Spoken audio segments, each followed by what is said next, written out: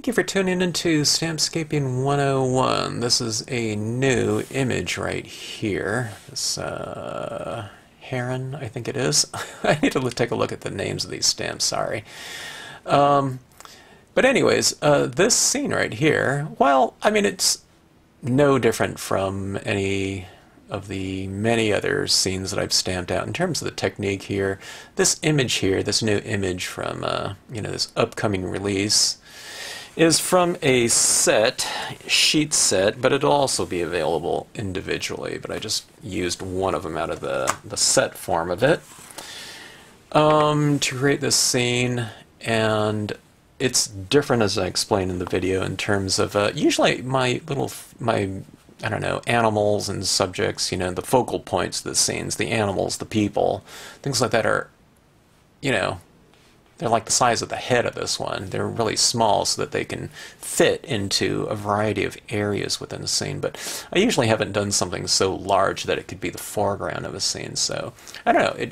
It changes the dynamic of the of a scene by having something so prominent and the focal point and taller in scale. So I think it looks really fun like that, and it plays against the background really nicely, I think.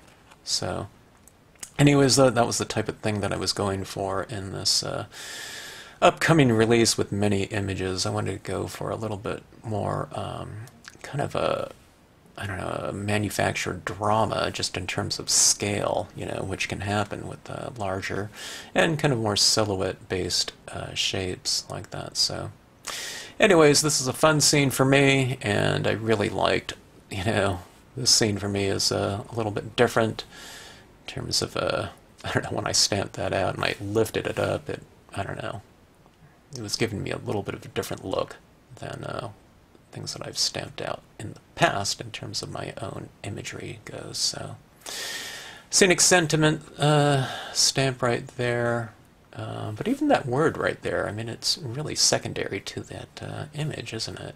Usually word stamps, the viewer's eye will go right to it because you're naturally inclined to look at something and read it, but comes to show you what scale can do in imagery here. So anyways, if you choose to watch the video, I hope you enjoy it, and thanks as always for tuning into the channel. Okay, let's try out another design. This is a large waterfowl type of stamp out of an upcoming bird sheet, and I am going to do a quick scene.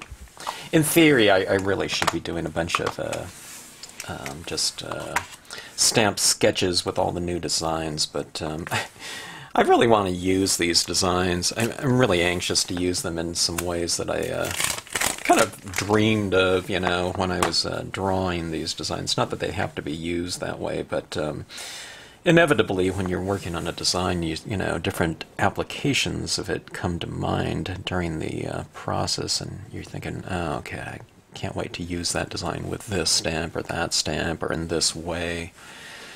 And I'm really anxious to do that, so why not? There's plenty of time for future videos and doing stamp sketches and whatnot. I'm just going to work this one around a lake. Okay. But what I really want to do is I want to use this stamp in a kind of a nighttime situation, a real kind of a, kind of a dreamy, celestial type of, type of look. All right, now this design is fairly large in terms of an animal for the Stampscapes line, but in this release I did some designs a lot larger so that they can play a much bigger visual role and be, I don't know, any type of animal that you put into a scene becomes a focal point, but this one's going to be dominant. In terms of the area that it takes up, you can see like this is a half-page sheet here, letter size, so it's 4 1/4 by 5 1/2, and this is going to take up a pretty big space right within here. It's done for the most part in silhouette. I do have some tone down here, but for the most part it's solid. I try not to go too solid everywhere in an image because I tend to think that it flattens it out.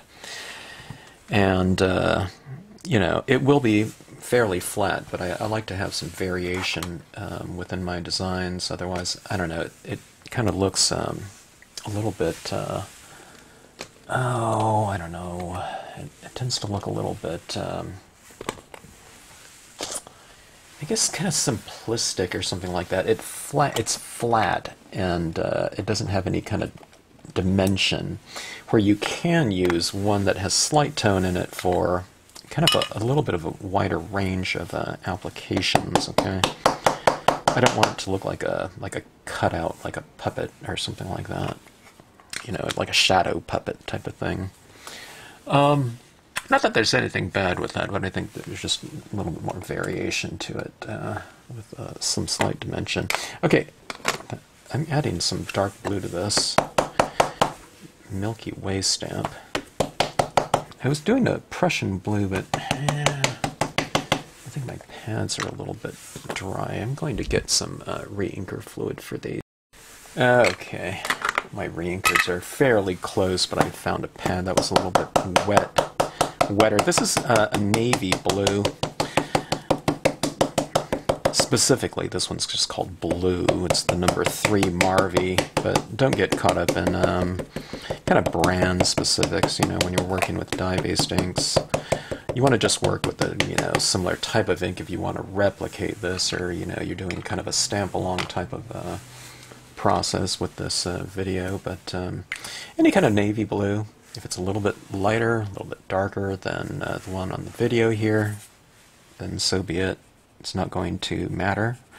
Alright, now this is a dye-based pen. It's a big, it's a juicy number 36 manganese blue. You don't have to do this type of thing, but I really like to kind of add a little bit of variation in my celestial bodies. You can add some other color just by stamping this out in dark blue and then sponging in some color, but sometimes I like to have a little bit of variation within the impression itself. Okay, so this is a fairly light blue, okay?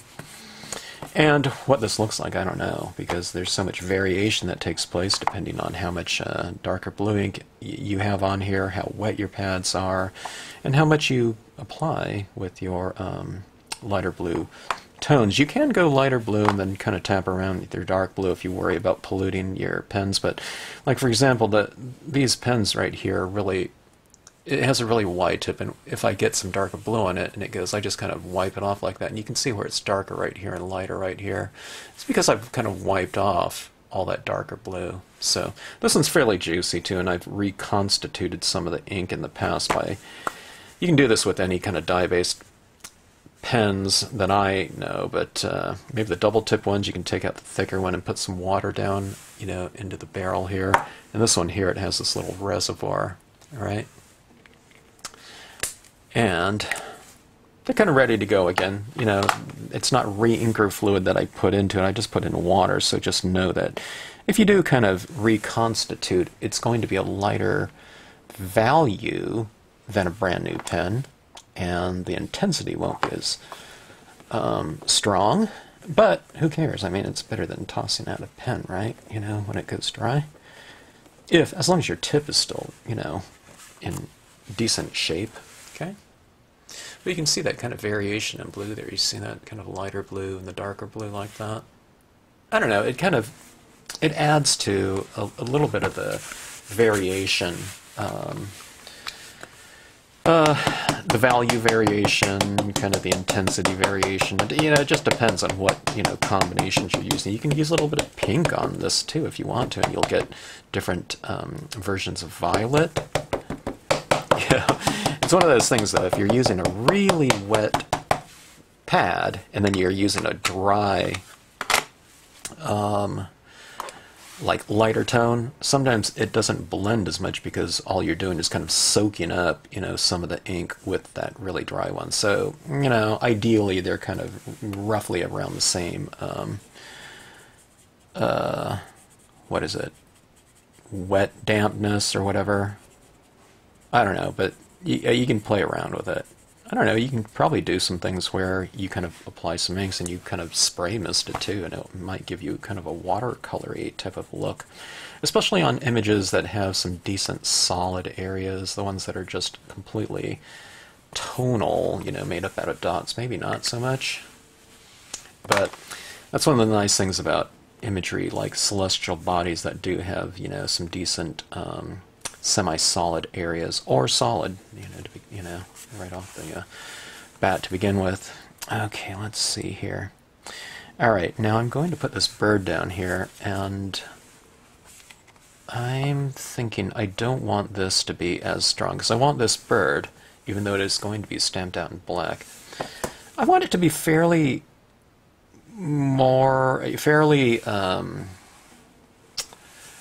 dark in contrast to the background. So I'm thinking about doing impression right here first, okay, blotting off a lot of that ink, so that when I stamp this out, and this is going to represent some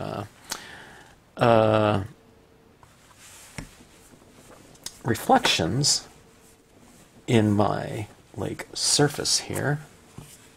Okay, so it kind of looks like that. And then see, we'll have the bird right over the top of it. Like that. Okay, so, I mean, I didn't have to do that, but the bird wouldn't stand out as much because it would be the same value down here as up here. So you just kind of blot it off, but you still get a little bit of variation down here. See? It's a little bit darker, a little bit lighter. Like so. Okay, but that being said, let's go in and let's add a little bit more tone into the scene. I'll stamp out that bird coming up here, but let's add in some color into the scene. Let me show you what you could have done. You could do if you don't have, you know, if you have some sponges, or if you have some like cosmetic sponges too, like these types of things. This works too. Let's say you don't have some pads, or you have some re-inkers. You can always just kind of wipe this on here like this, and you can use this as an applicant. I would use the tip of it more than like the side here, but you know, you can make do with things like this, you know.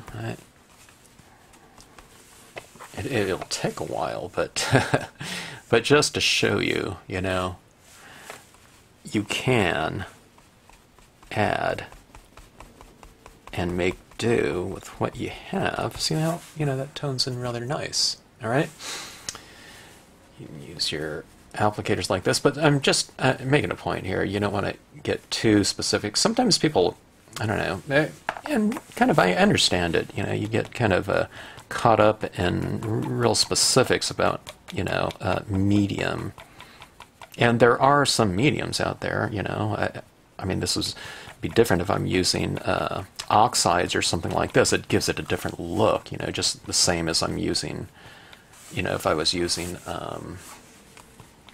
you know, pastels or something like that, you know, you're going to get a different look to something. But you know, when it comes to similar types of media, you don't have to go kind of too brand specific. Some brands have a little bit different characteristics, but things like dye-based inks, you know, most of the times it comes down to the hue, the color that you want. You know, there's differences within different lines of, you know, brands, but most brands have, you know, kind of the basics, you know, in terms of kind of neutral blues in general, or cooler colors, but, you know, there's blue-green, you know, kind of a more of a grayscale blue in some lines. But you can use any type. What I recommend is having a range of different colors. Okay, so instead of having, you know, I don't know, 3 of a real similar color, you go with, or value, you go with a light, medium, and dark version of all the different hues out there. Hue would be color, so you have 3 different light, medium, dark blue, light, medium, dark brown, light, medium, dark green. You know, we're not talking about a million pads, even though a lot of us do have quite a few pads, but mix it up, you know. And don't stay too brand specific. If you like, you want to go with a darker blue, and there's a better blue out there, but it won't match, you know, your other pads.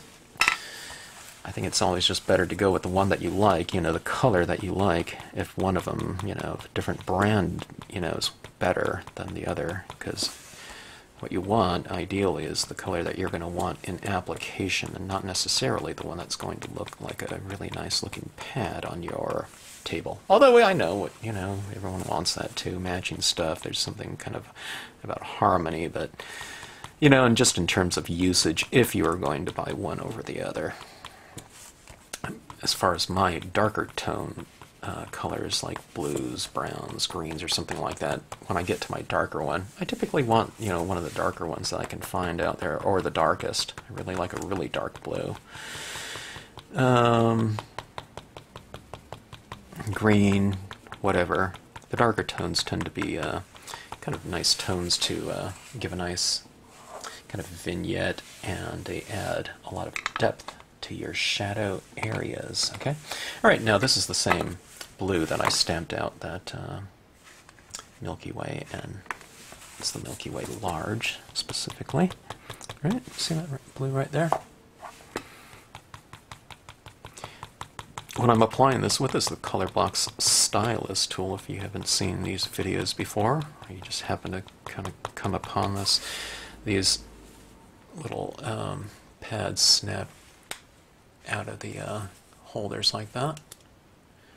Pop right back in. You don't want to scrub with these though like this, otherwise, you know, there is a adhesive that sticks, you know, foam to plastic, you know, so as long as you know, you treat these not delicately, but just not harshly, they'll last you a really long time. They do wear out, you know, but I don't know, a lot of mine are 10 years old or more. And I don't even wash them out very often. Well, maybe that, I don't know, maybe that helps preserve them, I don't know. But, I don't know, I'm not delicate with them or anything like that, you know. It's not precarious, but just don't scrub back and forth like that, otherwise you're just going to rip the pad right off of the plastic there. Or you could tear that the sponge fabric.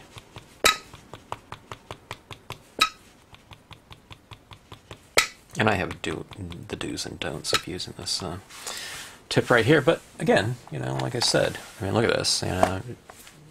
You know, the packs of these are very inexpensive, but you can just ink it up like that. All right, and you just apply it like that. I mean, this little sponge here is a lot easier. Sometimes I used to use like a little wadded up paper towel or something like that before, you know, any type of stamp accessories were even out there.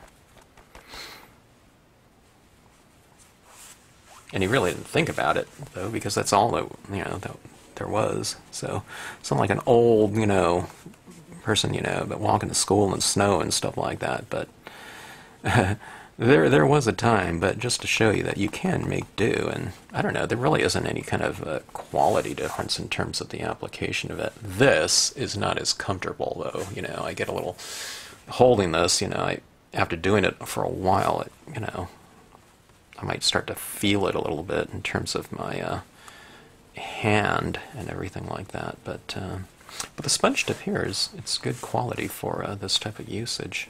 Okay. All right. Now I haven't forgot about that bird. That one's going to be stamped in silhouette. I want to have a nice, strong impression of it down here. Let's play around. Let's add a little bit of color into this scene too.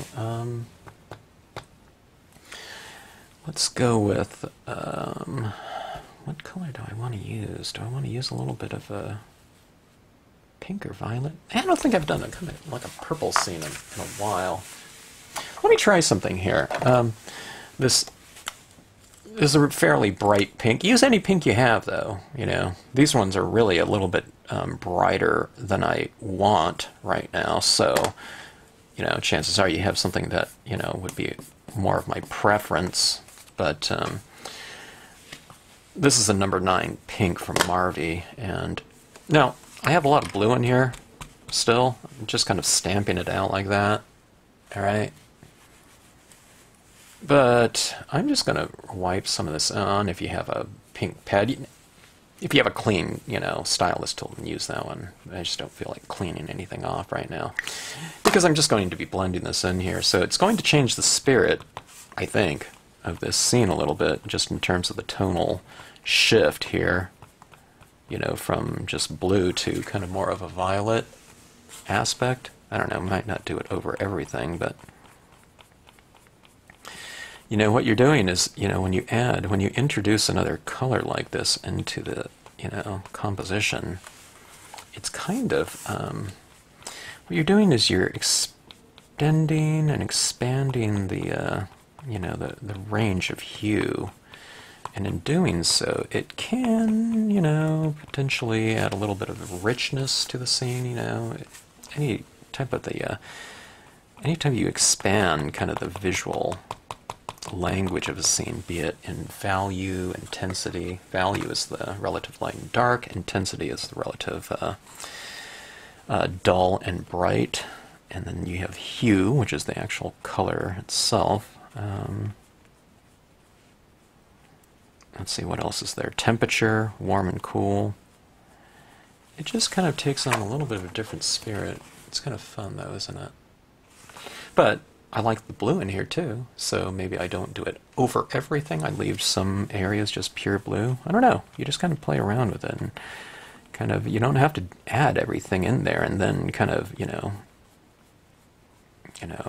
put a blindfold on and just say, okay, I'm going to go for it, and you do it over everything. You just kind of lay it into a few areas at a time, and as lightly as you want. See, as I'm doing this, you can barely see that there, right? And as I do more and more, it becomes more apparent. See, I'm just barely touching this, and if I want to get more of something, then I just wipe more. And that's also takes care of your tips here, because you're just barely touching it sometimes. Okay, see, I want a little bit in that white, but I don't want a heavy streak like that. Then you just kind of barely touch it, right? And you will get a much lighter impression of that, or a lighter value of that hue that you're applying, okay?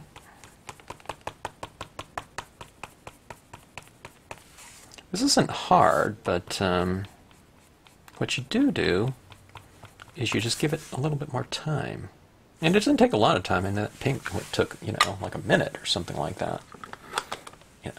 Took a little more time as I'm explaining it too, but okay, now this is black. Sometimes in these celestial bodies, or I don't know, it doesn't have to be that, just nighttime skies. I like a really strong vignette, so I like to kind of finish off my scenes with the same value or color that I stamped my darkest objects in. In this case, right now, it was the Lakeside Cove Lg. See, I'm kind of hitting this in the shadows. You see what that's kind of doing? The darker you make your perimeter like that, the brighter or lighter the lighter areas will seem by contrast. So, it really frames things off nicely too. Okay? Remember, if you're using kind of a sponge like this, I don't know if any of that warm orange is going to come off. That's been sitting on there for months and months and months. Okay, looks pretty good. So like that. I don't know, as I'm doing this though, let's say if I was going to use this type of sponge all the time, I would probably, these come in, I don't know, packs of what, 25, 50, or I don't know, there's a lot of them in there. I would probably cut off these squared or angles right here. There's 90-degree angles right here a little bit, and make it a little bit more of a rounder kind of thing so you don't get those little edges on there. I am getting those little edges, but what I'm doing is I'm just kind of blending it in like that. But so you just kind of use it, you know, and that, you know, that touch like that, and then you won't get, you know, a bunch of these square shapes anywhere, okay? If you do get a square shape or something like that, see that, those angles like that? You just kind of just blend them in. Use a lighter touch and just use your, change your application to kind of more of a light repetition, okay? Where sometimes people, you know, kind of run into a little bit more of a precarious type of experiences when they go like this, and you know, they stamp things too hard, and then you get a bunch of these types of things everywhere. But for me, I'll show you this on. Now you can do these types of things on matte paper. It's just not going to be glossy, but you can get these transitions right here. Let me show you. I'll show you what it looks like. Here's just cheap copy paper right here. But see this right here? Just use a lighter touch, okay, and then transition. You know, that color out like that.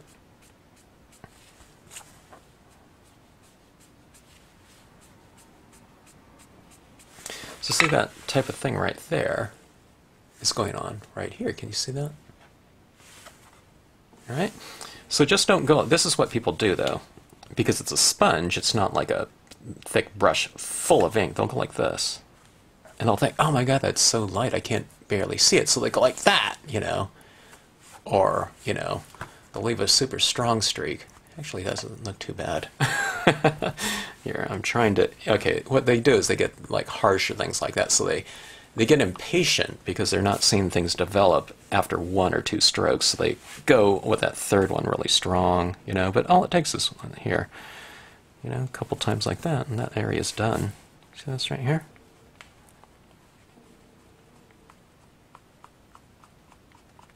Anyways, I didn't mean for this video to be kind of a demonstration on makeshift, you know, sponge applicators, but I don't know, sometimes, you know, some questions have come up recently. So I like to kind of throw in everything. Not everyone has seen many of these videos. This could be always be the first time someone's, you know, kind of tuned in or whatnot.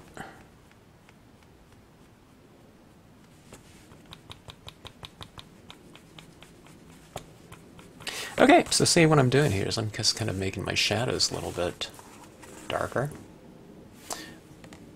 I'm kind of applying it. You don't always have to apply it with the whole tip like that. I have this at an angle. You know, I can get into kind of much more specific areas like that. If you're a crafter, stamper, scrapbooker, and you've been for a while, you might have some, you know, different kind of alcohol markers or whatnot. You can take your markers and utilize them as well. Try to, I don't know, try to have variation. You know, I have this little plumes. This is a Shuttle art marker, alcohol base marker. See, that color is real similar to this color right here from my pad, right? But with markers, you can get in much more specific areas. Can't get it with this sometimes, you know, but I can get that one little rock there if I want to put a little bit of a shadow at the base of it, you know, like this. You can kind of get in there. I usually start lighter, you know, with lighter tones. You can use your blending markers as well. But if you get a little tone in there like that, and then what I do, here's a warm gray, but just as long as you use kind of any lighter tone, you can kind of go in and you can kind of blend that in now a little bit more, okay?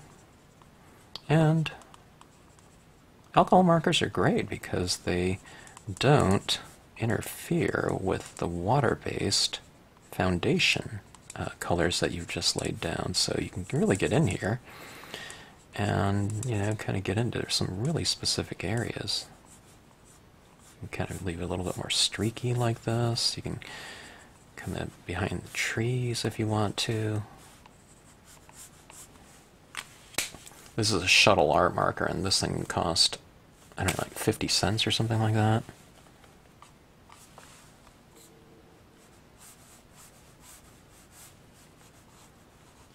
Okay, you see that kind of that real rich, you know, tone in there. This area right down here looks really nice, but let's add a little bit of a more tone like that. And let's go with the blue-gray. Let's see, this one's really, really light. It's barely visible, believe it or not, that's working, but see, I can just kind of blend this color in. It, you know, it affects the alcohol marker that I just laid down in there, but this kind of acts as kind of a blending tool, and you can kind of blend that right in. I don't know, if you have gel pens, why not use them, you know?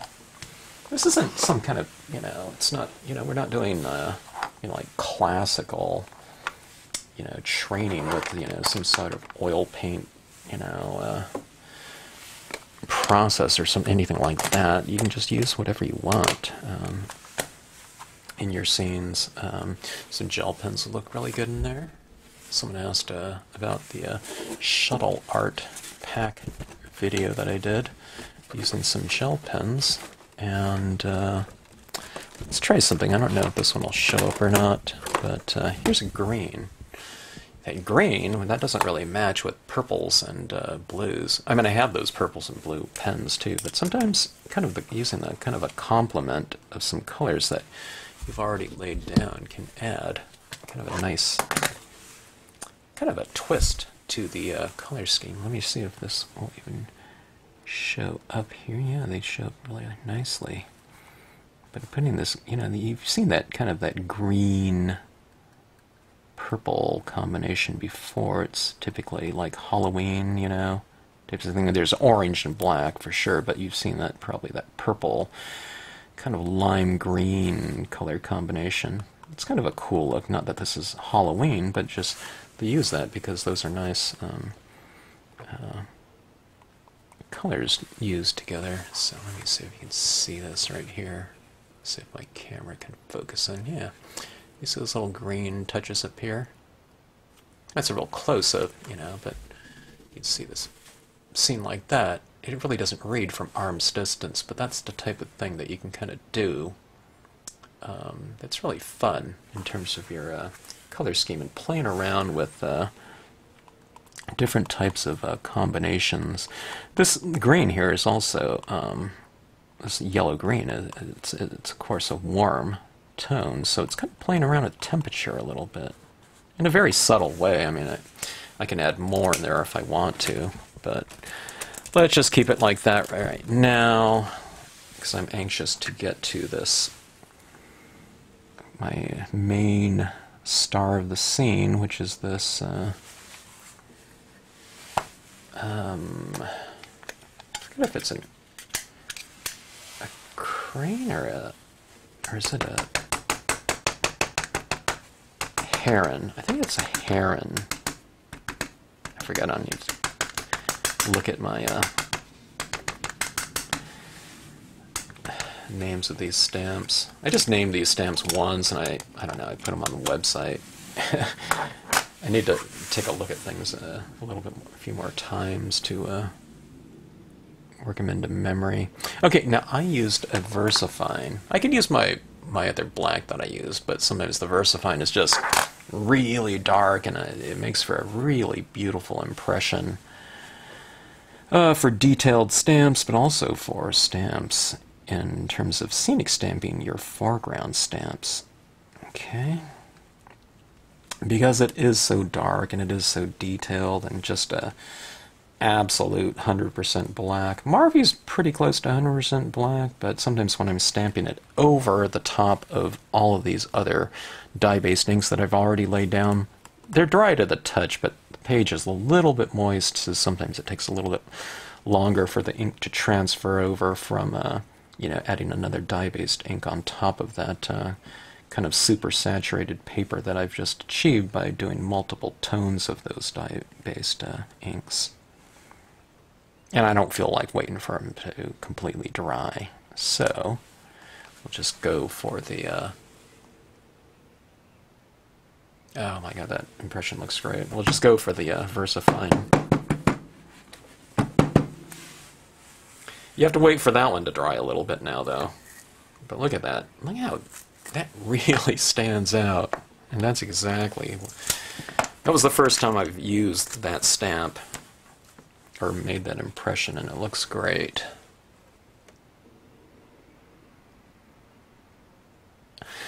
And that's what you want to see from, I don't know, a stamp designer, manufacturer, whatever. That's what you hope to see. Alright, let's do some additional foreground imagery. I have a video on how to use this reed stamp. If you look at our website in the stamp modules, like say for this reeds large stamp, I'll show you how to use this and what not to do. It's not precarious or anything like that. It's an easy stamp to use, but just, you know, when you get into the foreground or something like that, just don't squash it down on the top. And actually, that doesn't look too bad, but, you know, don't do something like that. You know, you want your impressions to be nice and crisp like that. See the difference between that one and that one? Anyways, here's the scene. I forgot to zoom out right there, but look at that. Anyways, you can tell, I think, quite a bit, I don't know, the difference between that black right there and that one. I don't know, Marvy I thought was kind of, you know, a pretty good indication of 100% black, but if this is 100% black, then this is kind of more like 95, I would say, in terms of the value. Okay, but now, as black as that is, I think this scene can use a little bit of a kind of a complement to that value. So let's go with this white gel pen, okay? I'm going to zoom in here just so you can see these dots being applied, okay? These are really fun to add to a night sky. We've lost some of the Milky Way out here because we've toned in like that. You can still see some of the you know, the star formations underneath there, but let's just go back in and reintroduce some of these stars into your sky where they have disappeared with all that tone, but not in a bad way. We had to kind of make it a little bit darker out there, you know, to kind of frame things off, right? See that right there? It makes it for a more interesting kind of textural statement. Okay, bring some of them into the lighter areas as well. Intersperse them with some of that green, you know, those green dots as well that are in there. You can do metallics like silvers if you want to, pastels. You can use, do every color that's in your composition, you know, purples and blues and pinks would be fun. This pen specifically is a Uniball Signo pen, which is a really good one for my white. Now this is one where I usually do mention specifics. The Uniball for me is one of the better gel pens out there in terms of usage, and you know, the most important thing is that I don't experience clogging with this. Now I do have another set of that Shuttle art gel pens, but what I find is that they've made these ones, well, excellent with an enormous selection. I bought 180 with 180 refills for $20-something. Those pens are kind of targeted for the adult coloring book market. So maybe they don't color as much, or maybe they, I don't know, maybe those people color like a huge amount. But those pens at that price point are thinner, so they're more translucent, where on this white right here, I might want, you know, the white one, you know, for its translucency aspect. But you know, if I want like a really bright star like this one, then I'll use my Uniball Signo. This one happens to be the 7.7. I need to buy another 1.0. I guess that's millimeter or something like that. I like having both. But look at that. It gives it kind of a magical feel to it. Let's do something here. See these tops of some of these rocks right here? Alright, now this doesn't take too much. And well, it depends how, you know, dark these rocks got if you added a little bit of tone to them, but I'm just adding a few little highlights on the tops of some of these rocks. If it's a rock that's in the darkness, I really wouldn't put too much of a highlight on it, if any. But where it's a little bit lighter, some of these rocks are a little bit lighter, you can kind of add more of this tone, this white to it, on the top side of it, okay? And what it does is it makes it look like the light is hitting those rocks from above, okay? So you've kind of put some starlight onto it. See that? A couple dots on top of that. But these rocks over here in the shadows, because they are in the shadows, you probably wouldn't have any light hitting them. So the lighter they are, the more light you can put onto it. The darker something is, the more shadow you can put into it. But I wouldn't put the light into the shadow, you know, too much. You know, that shadowed rock, even if it is just on the top of it. Okay, so let's see.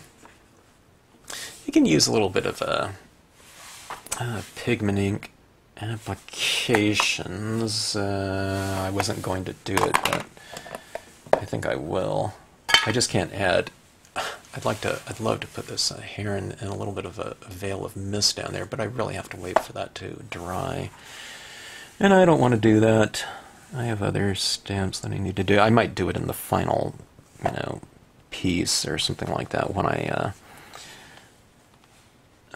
you know, finish some scenes off. But this is a little bit of pigment ink right here. You want to go with a very light touch. This little tip here is really frayed, and I'm kind of blotting off a lot of it. But just to get a little bit of that kind of hazy mist up in my starry areas, I can make some of these stars a little bit more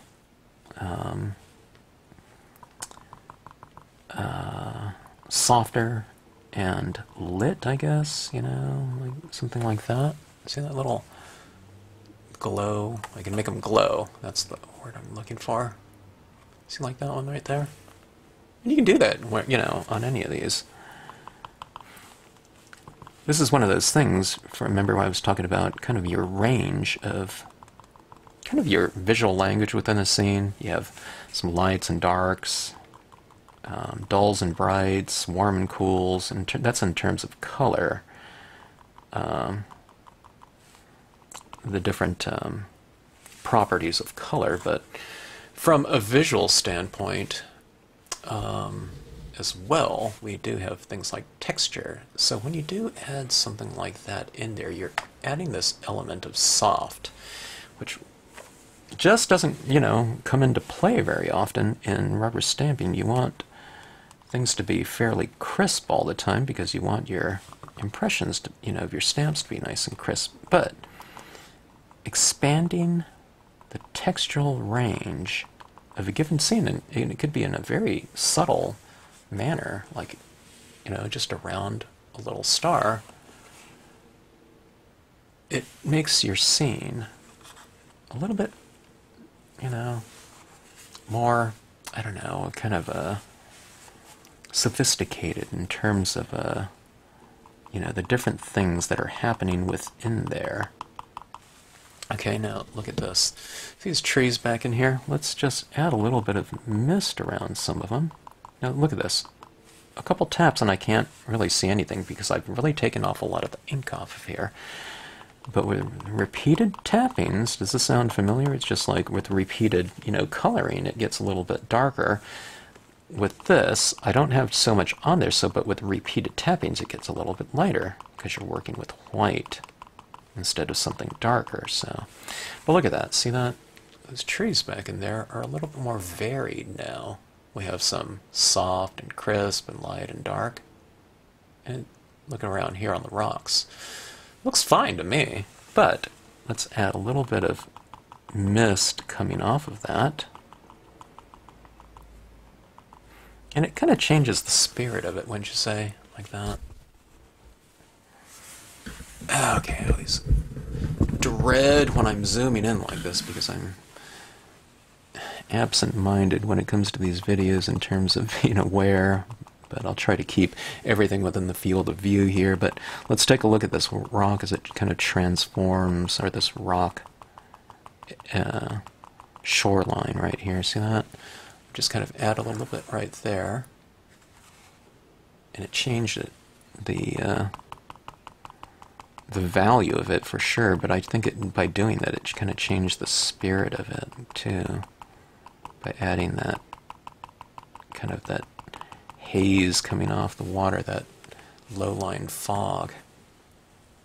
These little types of things, you don't have to do it either. I think it looked fine without it, but if you ever feel so inclined, give it a try and take off a lot more ink than you think you need to, okay? Don't tap into your, pigment ink too much.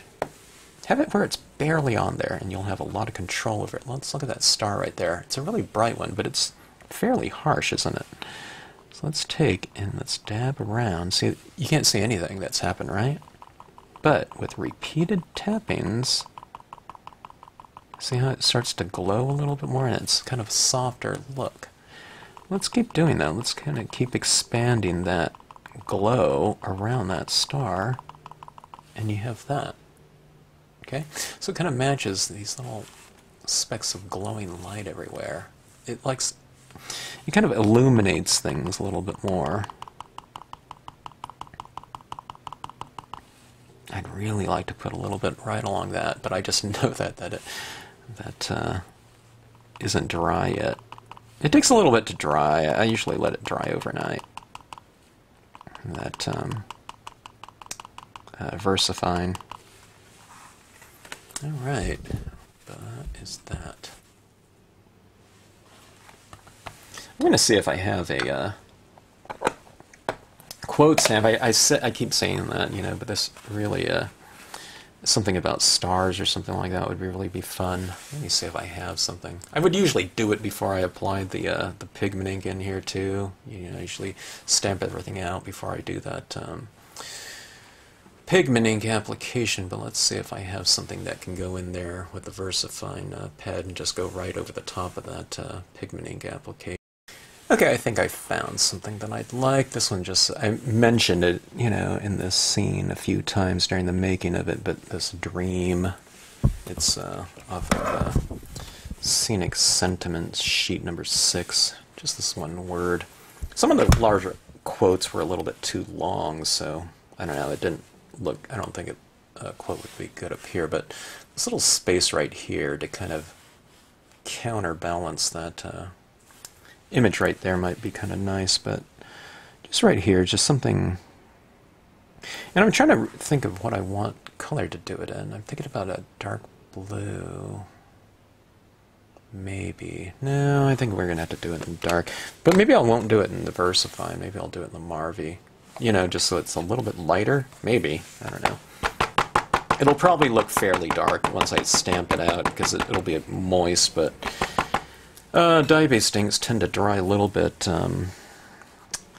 lighter than what they look like. I just did a test impression right here. Sorry. Okay.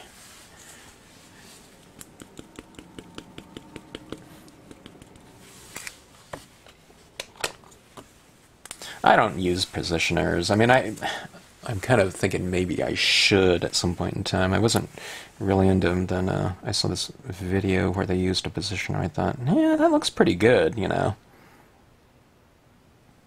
But that being said, if this, you know, doesn't come out perfectly straight across, I don't really care about that. Yeah, good enough right there. So, dream. Okay. I snapped it into some of the pigment ink, and it's a little bit lighter on the bottom, but actually doesn't look too bad, having that kind of a variation in value, as long as it's not like, you know, one of the letters or something like that didn't stamp out. But if it's kind of like lighter on the bottom and it transitions on the top, fine with me. Okay.